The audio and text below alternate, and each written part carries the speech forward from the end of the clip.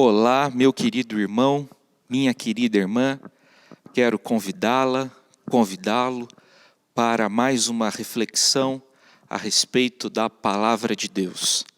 Quero chamar a sua atenção para o conhecido texto do Novo Testamento, registrado no Evangelho de João, capítulo 8, versículo 36. Quarto Evangelho, Evangelho de João, capítulo 8, verso 36. Essa passagem diz o seguinte: Se, pois, o Filho vos libertar, verdadeiramente sereis livres. A Bíblia associa a palavra liberdade à salvação. A salvação deve ser compreendida em seus tempos, passado, presente e futuro. O fato de que fomos salvos nos liberta da culpa e do julgamento de Deus. O fato de que estamos sendo salvos nos liberta da escravidão da nossa autocentralidade, do nosso pecado.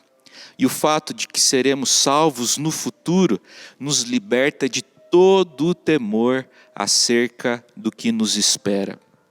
Eu gosto bastante de uma frase atribuída ao teólogo Klaus Westermann. Essa frase diz o seguinte: para o Antigo Testamento, salvar é arrancar de perigo mortal, resultando daí a recuperação da vida normal, enriquecida agora pela experiência da salvação e da união com o Salvador divino. O evangelista João foi muito claro ao associar a verdadeira liberdade à liberdade que o Filho pode dar. E a Bíblia associa liberdade à salvação. Eu gosto muito de algo que foi dito por John Stott no livro Por que Sou Cristão. Em um dos capítulos desse livro, John Stott fala sobre essa relação entre liberdade e salvação, e ele tece comentários acerca daquilo que ele chama de verdadeira liberdade. E ele usa um exemplo que certamente vai nos auxiliar a compreendermos o que significa ser livre. Os cristãos são libertos não para viverem de forma desordenada, desregrada, mas sim de acordo com os propósitos e de acordo com a vontade de Deus. John Stott faz referência aos peixes para explicar esse conceito de liberdade. A liberdade de todas as criaturas está limitada por sua própria natureza criada. Tomemos o claro exemplo de um peixe. Deus criou o peixe para viver e crescer no ambiente aquático. Suas guelras são adaptadas para absorver o oxigênio da água.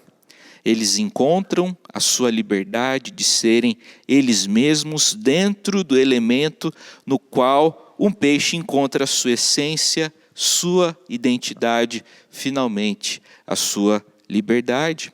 A água impõe uma imposição ao peixe, mas nessa limitação reside, encontra-se a sua liberdade. A sua liberdade é ser ele mesmo dentro dos limites que o Criador lhe impôs. O peixe só pode encontrar liberdade dentro do elemento para o qual foi criado.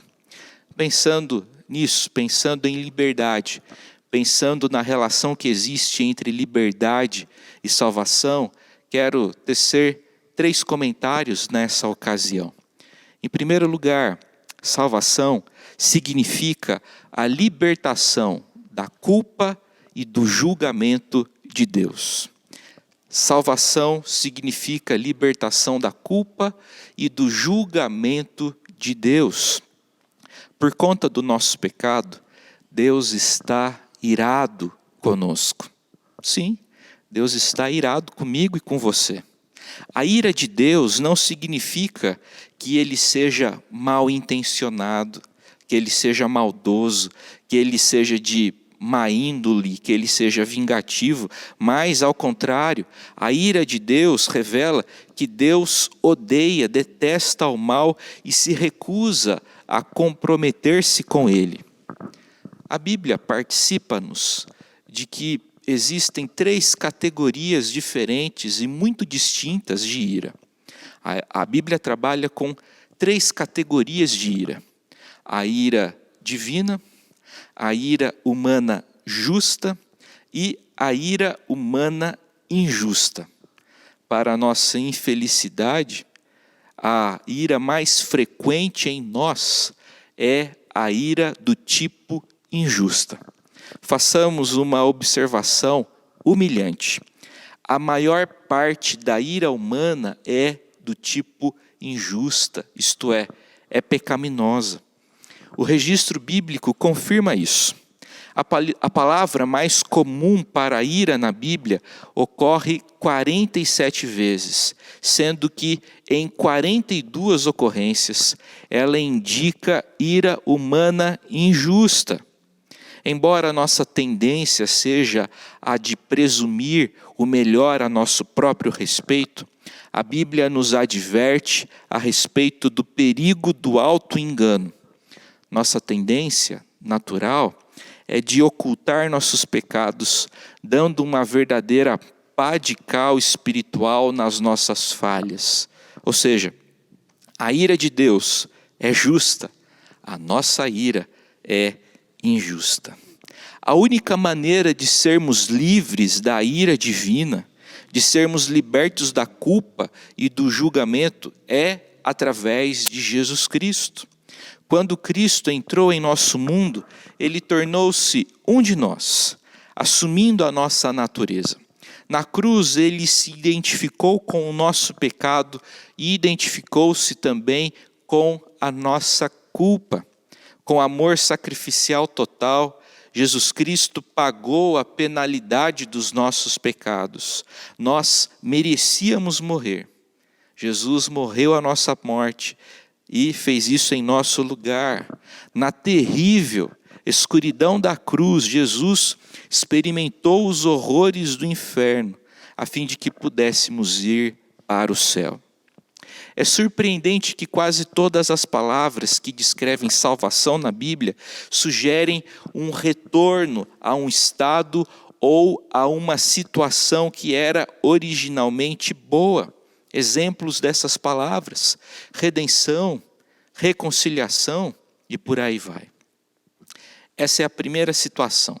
Esse é o primeiro saber que eu gostaria de dividir com você.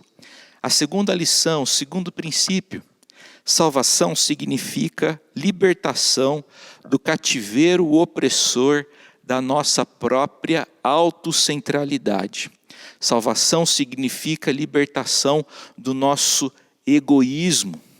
O pecado é o eu, e a salvação é a libertação do eu. O pecado é uma afirmação rebelde de mim mesmo contra o amor e contra a autoridade de Deus e contra o bem-estar do meu próximo. A ordem de Deus em sua palavra é muito clara. É que o coloquemos em primeiro lugar, vindo imediatamente depois na nossa escala de valores o próximo, e apenas em terceiro e último lugar é para vir a gente mesmo. Só que nós invertemos essa lógica. Nós nos colocamos em primeiro lugar, depois veio o próximo quando isso convém, e lá no último lugar encontra-se Deus. Martinho Lutero, o grande reformador do século XVI, costumava referir-se a ele mesmo e a seus pares, a toda a humanidade, usando a seguinte figura. Ele dizia que o homem é como um ser curvado sobre si mesmo. Isto é, os homens são egoístas. Os homens são autocentrados. Os homens são naturalmente inclinados para si mesmos. A salvação vem livrar-nos dessa condição de egoísmo acentuado e continuado. A salvação vem libertar-nos de nós mesmos e da nossa autocentralidade. A salvação direciona-nos para Deus e para o próximo. Os cristãos creem que existe só uma maneira de se livrar dessa prisão ou dessa escravidão: por meio de Jesus. Jesus não somente morreu, mas ressuscitou dentre os mortos e agora vive no poder da ressurreição.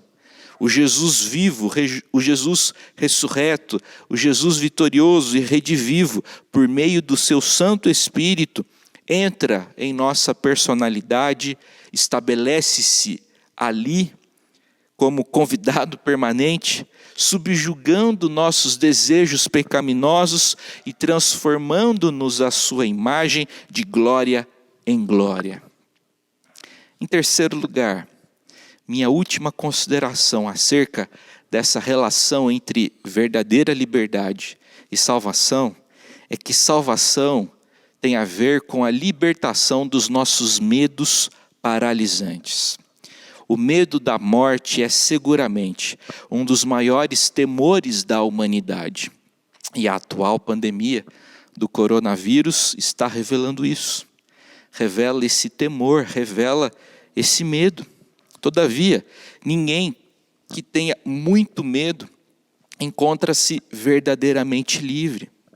Jesus Cristo tem a chave da liberdade, porque Ele morreu para nos libertar da culpa, ressuscitou para nos libertar do eu e foi exaltado para nos libertar do medo. Então, onde estas coisas estão, essas coisas que tememos, onde elas estão? Elas estão debaixo dos pés de Jesus Cristo.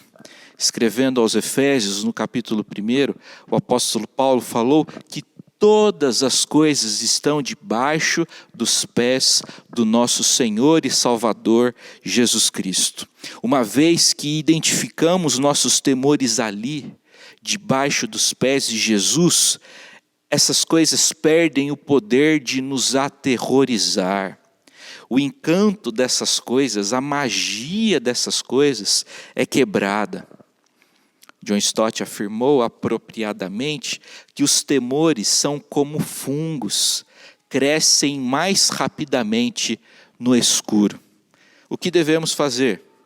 Precisamos trazer essas coisas que nos dão medo para a luz, especialmente para a luz da suprema vitória de Jesus Cristo, sua morte, ressurreição e final ascensão e exaltação. É importante compreendermos o desenvolvimento da salvação associada à liberdade na vida cristã em termos de passado, presente e de futuro. Que Jesus te abençoe, te fortaleça, te encoraje. Lembre-se de que você, em Jesus Cristo, é sim verdadeiramente livre, não obstante os decretos, as recomendações de isolamento, de trancafiamento. Espiritualmente falando, somos todos livres em Jesus Cristo, se esse é o nosso caso, se já confessamos e se já acreditamos, se já professamos nossa fé em Jesus Cristo como Senhor e Salvador. Que o Eterno te abençoe, em nome de Jesus. Amém.